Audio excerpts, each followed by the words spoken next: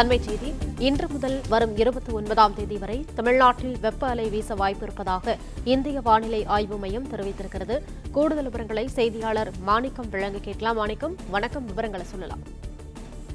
இன்று முதல் வரக்கூடிய 29ஆம் தேதி வரை தமிழ்நாட்டின் வட உள் மாவட்டங்களுடைய சமவெளி பகுதிகளில் ஓரிரு இடங்களில் வெப்ப அலை வீசுவதற்கான வாய்ப்பு இருப்பதா இந்திய வானிலை ஆய்வு மையத்துடைய அறிவிப்பில் தெரிவிக்கப்பட்டிருக்கிறது. குறிப்பாக இந்த வெப்பத்தின் தாக்கம் காரணமாக தமிழ்நாட்டிற்கு வரக்கூடிய 29ஆம் தேதி வரையிலும் மஞ்சள் நிற எச்சரிக்கையானது விடுக்கப்பட்டிருக்கிறது. தொடர்ந்து வெப்பத்தின் தாக்கம் அதிகரித்திருக்கக்கூடிய சூழல்ல தமிழ்நாடு வெப்ப அளவானது இந்திய அளவில் முதல் 3 இடங்களில் பிடித்து வரக்கூடிய சூழலை பார்க்க முடிகிறது.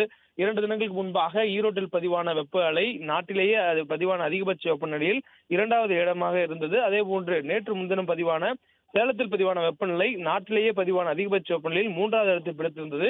இவ்வாறு நாடு முழுவதும் அதிக அளவிலான வெப்ப அலைகள், வெப்பத்தின் தாக்கம் இருக்கக்கூடிய சூழல்ல தொடர்ந்து தமிழகத்திலும் வெப்பத்தின் தாக்கம் அதிகரித்து வருகிறது. இந்த சூழல்ல வரக்கூடிய 5 தினங்கள், அதாவது இன்றிலிருந்து 29ஆம் தேதி வரையிலுமான இந்த 5 நாட்களுக்கு தமிழ்நாட்டில் வெப்பத்தின் தாக்கம் தொடர்ந்து இதே அளவில் நீடிப்பதற்கான வாய்ப்பு இருப்பதாகவும், குறிப்பாக தமிழ்நாட்டு மாவட்டங்கள்ல சமவெளி பகுதிகளில் பகல் நேரத்துடைய வெப்பம் அதிக அளவில் இருப்பதற்கான வாய்ப்பு இருப்பதாகவும் தெரிவிக்கப்பட்டிருக்கிறது. இதன் காரணமாக வெப்ப அலை ஏற்படலாம் எனவும், இது ஓரிரு இடங்களில் ஏற்படுவதற்கான வாய்ப்புகள் இருப்பதாகவும் வானிலை ஆய்வு மையத்தின் அறிவிப்பில் தெரிவிக்கப்பட்டிருக்கிறது. தொடர்ந்து மழைக்கான வாய்ப்பு பொறுத்த மட்டும் நமக்கு வெப்பச்சலனத்தின் காரணமாக மழை ஏற்படுவதற்கான வாய்ப்புகள் இருக்கின்றன.